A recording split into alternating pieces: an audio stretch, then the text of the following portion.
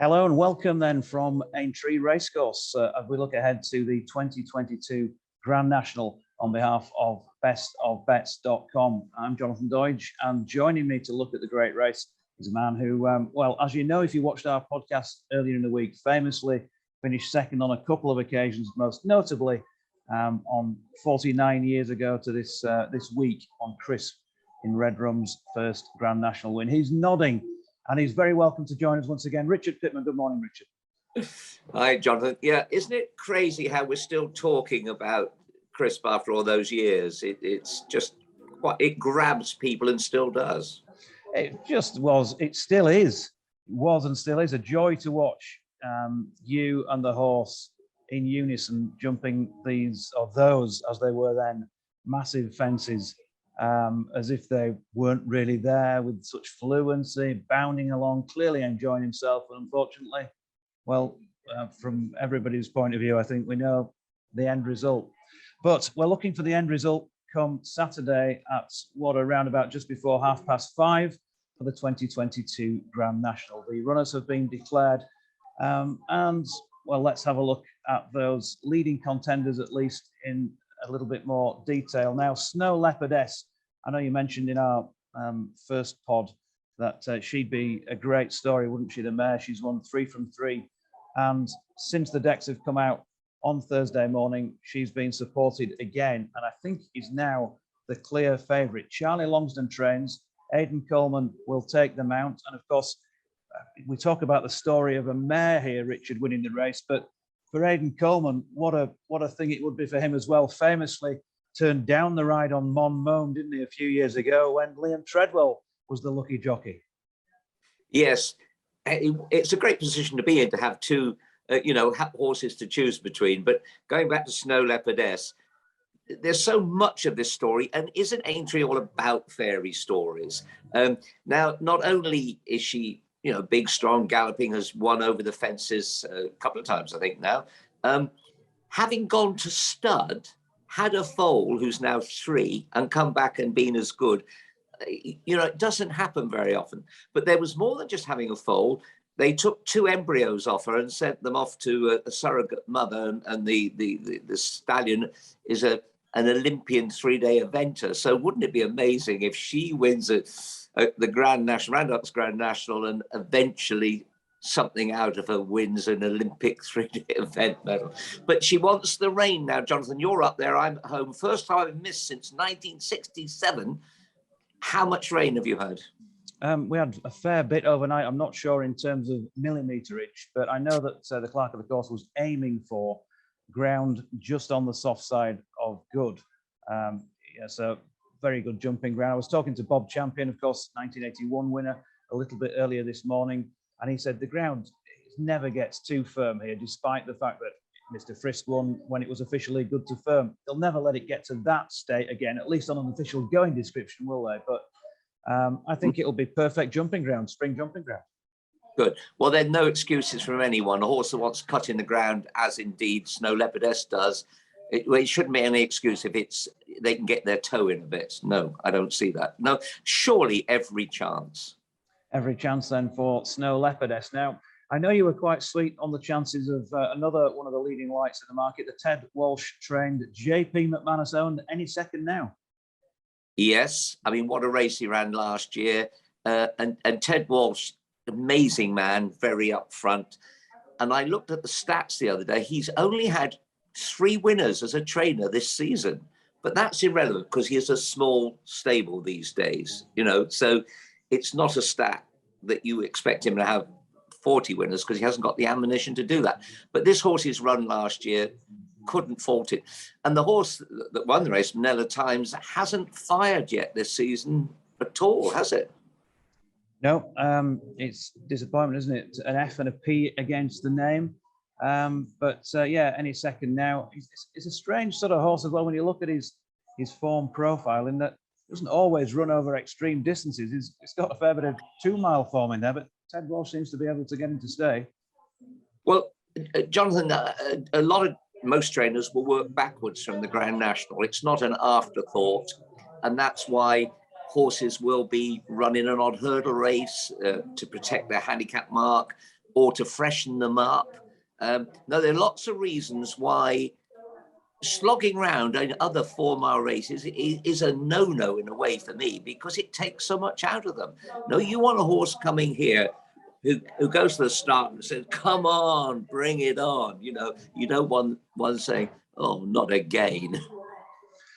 And we talk about the Gold Cup, and horses struggle, if you like, to be placed and then go on and win. That was thrown out of the water, if you like, this year with the win of Absolute Tart. The Grand National's got a better record, hasn't it, with horses who come and make the frame and then go on to win. So Any Second Now ticks that box. Yes, which sort of leads us on to Borough Saint of Mullins. Now, that ran a blinder last year, finished 4th, didn't get the trip. So you immediately say to me, well, I expect you would, why will it get the trip this year? Well, it's a year older and it's stronger. Willie Mullins is a little bit bullish. Willie's never fully bullish, but Willie thinks that this horse has a big chance because it is a stronger horse than a year ago. And conditions-wise, should be spot on for him. Yeah. And results of late show you that his stable's still in form. You know, take another one out of. I don't know if I'm going somewhere you don't want to go, but take another one out of last year. I thought was a certainty, Cloth Cap, and I am so annoyed at myself for not looking deeper. He had a breathing problem in the race, but he was favourite last year, having won the Hennessy, or the old Hennessy, very, very well at Newbury.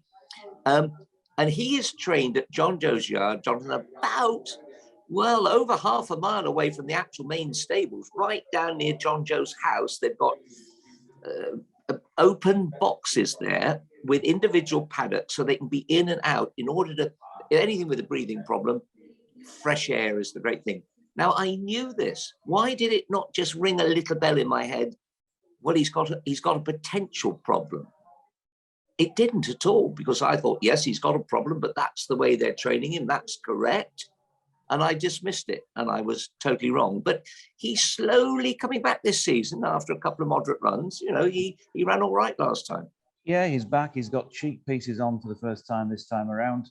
He runs off a mark of 1:47, and he's got that sort of nice racing weight, 10:10. Ticking a few boxes for you then this time. I can see that the Pitman money might be edging on the 25-1 chance, a pound each way. Well, as you were saying, what did I fancy? 23 of the 40. It is honestly, I cannot. And hasn't the race changed? You know, before, in my day, there was Crisp and Lescargo up at 12 stone and old Red Rum at 10.5, and a stack of them not even in the handicap. Now, you're not rated 140, you don't get in. And isn't that interesting, that Declaration today, seeing two decent horses creep in at the bottom there, Fortescue of Henry Daly's and Eclair Surf of Emma Lavell's, both horses, you know, sneaking at the bottom, no weight, but both with good bits of form. So you're giving them both a chance as well. If I go pop outside, we might give a couple of the people walking by a chance of winning the national show.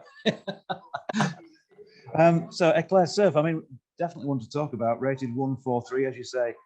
Emma Lavell's runner has got in, won the Classic Chase at Warwick, so stays 3-5 on soft ground. And then another traditional national trial in the Ida as well, second last time there. Yes, Highland Wedding won the Ida the year he won the Grand National, 1969. Yes, it is a good mark, but I don't like them to have run in too many stiff races for the reasons we stated.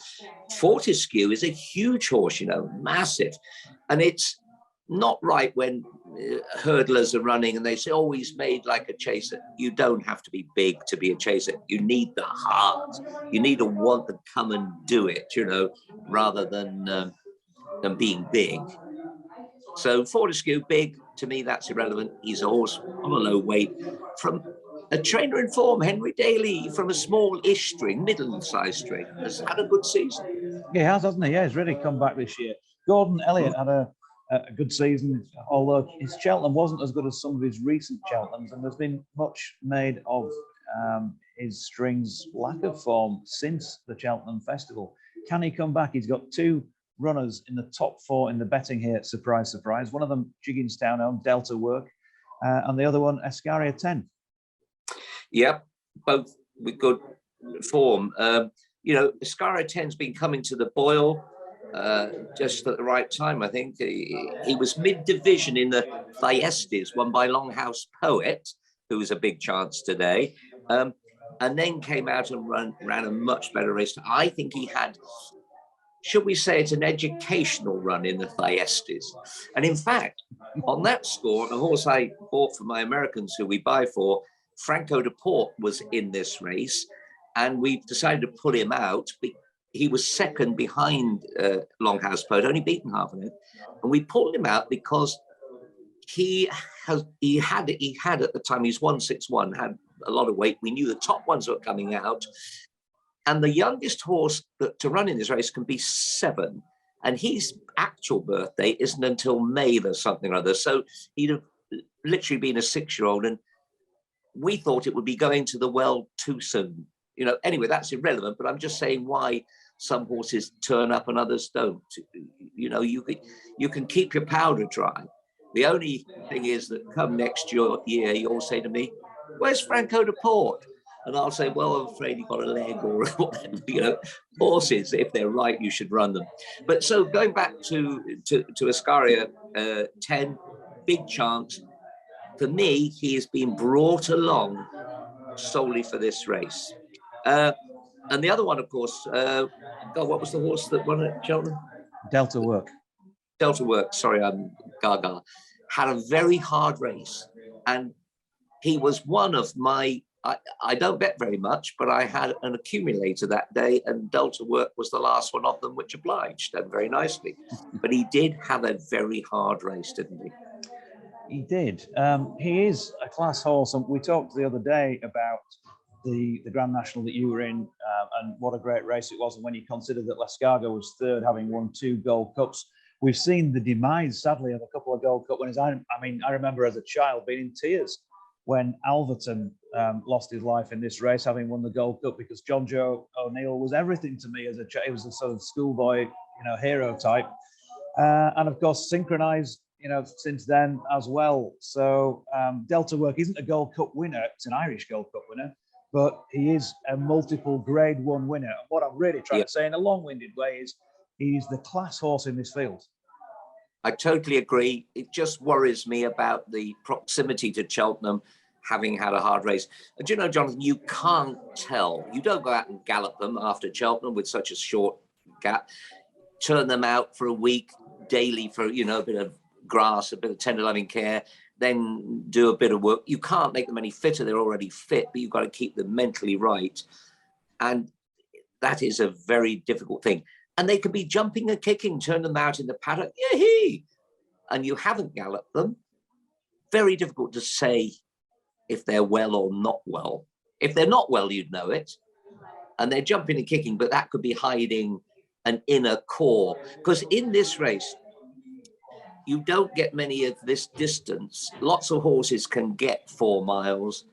And we will see on Saturday a stack of horses still there crossing the Anchor Bridge Road. Could be 10.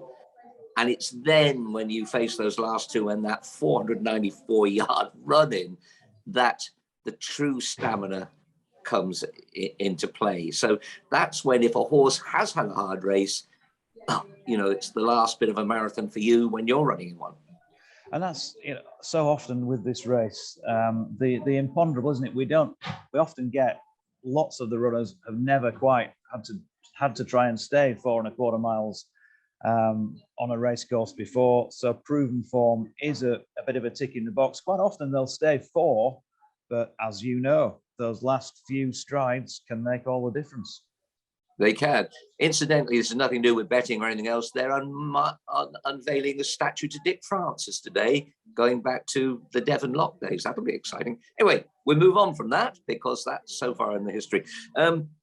What about the horse that JP bought, Enjoy Dalen? Now, when JP's team go in for one fairly close to the race, when they've already got others with a chance, you know, you need to sit up and take notice. And what they do, which is very good, they leave them with the trainer. Cyril Murphy, not a household name over here, trained him. And he was third in the Irish National in 2021. He ran a good race last time. It's just another, he was third in the Paddy Power, just another that keeps niggling at the side of my brain, you know? Yeah, it was third to Schoolboy Hours in that 100 grand race at Leopardstown. And of course, Schoolboy Hours, I did a few Cheltenham Festival preview nights, and there was so many whispers about this horse, with what he wasn't going to do at the festival. And so, you know, with that in mind, I guess there might have been a bit of excitement in the JP camp. He's running a handicap hurdle since. You talked about protecting their marks and all of that. So all these little things add up to Enjoy Dalen running a big race, I think, on Saturday. And another one in the JP colours who did run a big race last year, proven winner of the contest, Minella Times, in those green and gold hoops, and Rachel Blackmore in the plate, but a much more difficult task at the weights this time around. Yeah, not just the weights. I think it's his 2 runs, you know, didn't sparkle. But Henry de Bromhead's horses are running well. This is a key, you know. Even this week, someone who was in form last week at Stable may just be going under the radar. Just briefly thinking about today, and I know we don't have to go through today, big Paul Nicholls day today. You know, he didn't do much at Cheltenham, saving them for here. Big day for Paul Nicholls. But anyway, there was another one that come out, Goodbye Bobby. Now, in the double green colours of Simon Manure and Ivan Swade, and this has been chosen by Daryl Jacobs, who would have the choice of the 4 runners. Oh no, I think they've withdrawn one, haven't they? Yes. But also the colours of Kildesart. Now, he'd have been a brave jock to give up Goodbye Bobby for Kildesart at this stage. But come Saturday, 5:30, he may not have been the right decision. It is so imponderable, isn't it? It is. And I'm sitting here, you'll see the backdrop. This is where, on Saturday afternoon, the winning jockey, the winning trainer, probably the winning owner will be brought in to speak to the press after that race. I remember a few of those, but particularly in recent times, the year that One for Arthur won it, and there was a real sort of brouhaha, and the press room was full as Lucinda Russell and Derek Fox came in. Sort of great moments, and those are things that you and I, in what we do or have done in our lives in working in the media, we're sort of privileged to see these little moments, maybe that other people don't get to see. Even more privileged when you've sat on the back of a horse and run as well as you have done around this place a couple of times. Sorry. I was just going to say about getting there. Once you win the national, your feet never touch the ground because 2 big policemen are put there for security, but also to take you where you need to go. You know, it's a crazy, crazy thing. Yeah, let's move on to have a look at a Colin Tizzard horse. Now, Colin Tizzard, of course, had several very, very high-class horses for a few seasons. There's been a little bit of a lull since then. You can't expect that to continue forever, but he's got one here in Fiddler on the Roof, which would probably, I would think, be his best Grand National chance yet. I would think so. And wouldn't that be marvellous? Yes, he's running very, very well. His form is solid. Wouldn't that be brilliant for young Brendan? Well, I say young Brendan Powell. He's probably 35 now. But, you know, his father won it on Rhyme and Reason, and the horse was on the floor on its belly at second Beaches, or was it the first one? I can't remember, and got up to win. You know, it's one of these fairy tales. Now, if Brendan Powell Jr. could come and do the same, I mean, for a father and son to do it in their lifetimes, it'd be marvellous. And the Tizzard horses are, no, there's confidence from there. But can I throw one at you? Trained by Emmett Mullins, Noble Yates. Now, he finished second to Ahoy Senor and ran a good race. If Ahoy Senor was in this race, he'd be favourite. You know, his subsequent runs have been good. Noble Yates cost $6.5 grand as a yearling, I think. He then went through the ring and wasn't sold at 80 grand. And he then went through the ring recently and didn't sell at 290. Well, Robert Wayland Cohen, because of Sam's record round there, is keen for him to do well. And they purposely haven't run Jet in the race. He's in the Fox Hunters today. And he ran a tremendous race last year. Would have had a big chance to run well. But instead, they put Jet in the Fox Hunters, and they bought Noble Yates, and he had an easy-ish run last time, but his run behind Ahoy Senor is huge. Now, Sam Whaley Cohen, I think, has won 5 times over these fences, Yeah. either the Beach or the Fox Hunter. He's been second in the Grand National.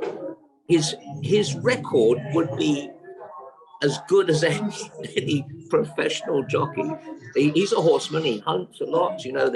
But for his father to have singled out this one and bought him for Sam to ride is a big plus. Noble Yates and Emmett Mullins still trains. And Emmett, not like Willie, you know, not numerically big, but as clever as a box of load of monkeys.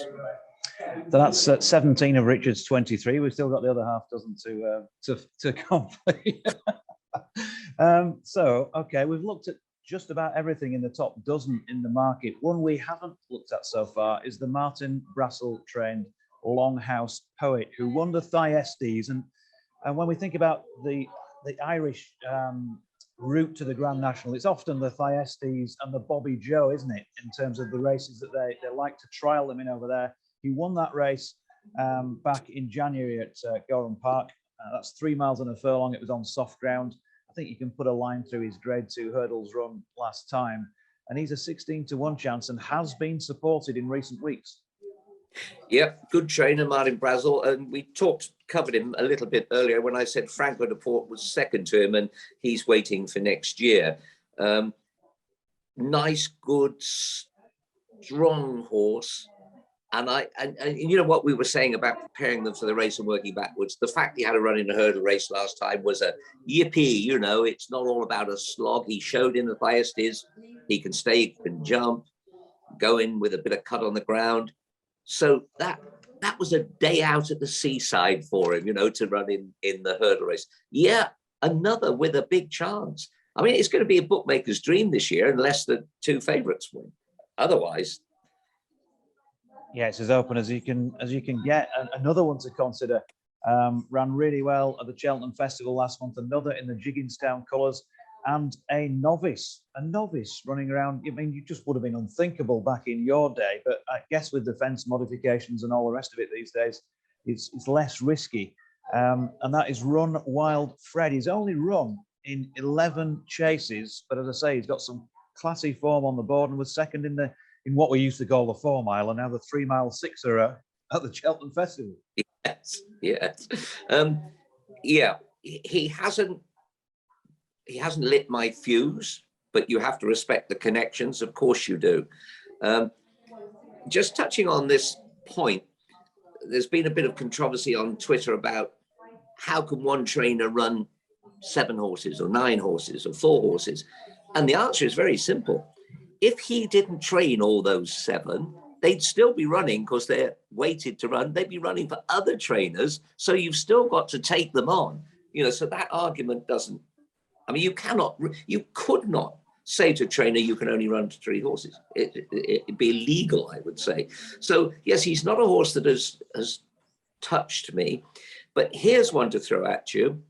Class horse, looks moody, but still got a lot of it. Santini, second in a Cheltenham World Cup with Nicky Henderson, gone back to Polly Gundry down in the West Country. She broke him in. Has been running in some good races recently and running well. Now, Aintree can bring a horse alive. It's different. You know, they go up a day or 2 before, canter around on the all-weather on the inside, and the buzz is so great. I rode a horse donkeys years ago called, no, I didn't ride it, but I rode it to a lot of winners, but not in the national, called Vichy Soir, after the soup. And he was a great, leery, horrible horse. But the national, I think Philip Blacker owned him, the national lit his fuse, woke him up, and he thought, wow, I'm going hunting. You know, so I say that because of Santini. You know, it could really be what he's crying out for. And if he wins, we'll look back and say, well, excuse me, it was staring you in the face. And he's a big, bold, jumping type, isn't he? You know, I would think that these straight lines of fences that you get around here are going to suit him down to the ground. Yeah, absolutely. I remember it is the greatest sight doing. I haven't this year done the virtual Grand National. I'm not going up there this year. It's been done. It comes out Friday night on ITV4. I should probably say that to you. I don't know, but where we used to do it was standing up in the stands, looking directly down that line of 7, well, 6 is Beechers and then Foyne. And it just gave me a tingle just looking at it from the stands, let alone lining up, you know, to go and jump it.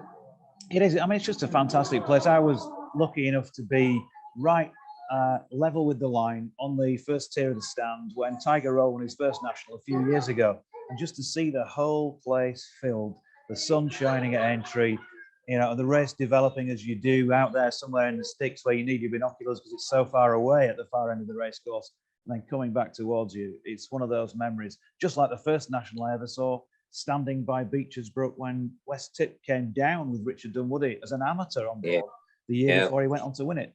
Things that never leave you, just, you know, why we love this sport, I think.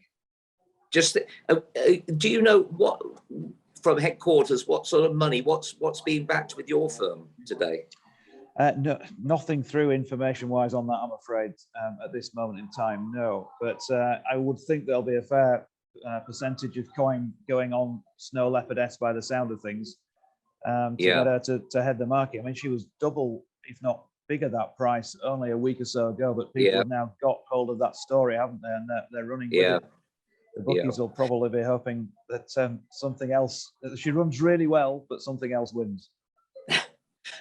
Jonathan, on the score of Snow Leopardess, you'll have seen some very smart horse boxes as you came through the entrance in the horse box part. You know, really great things with indoor cameras and air conditioning and all this sort of thing.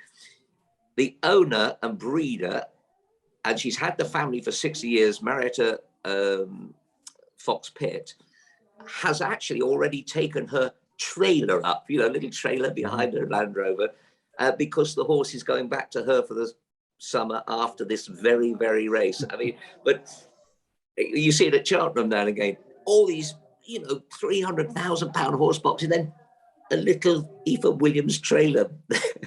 I think it's a lovely story, the whole thing.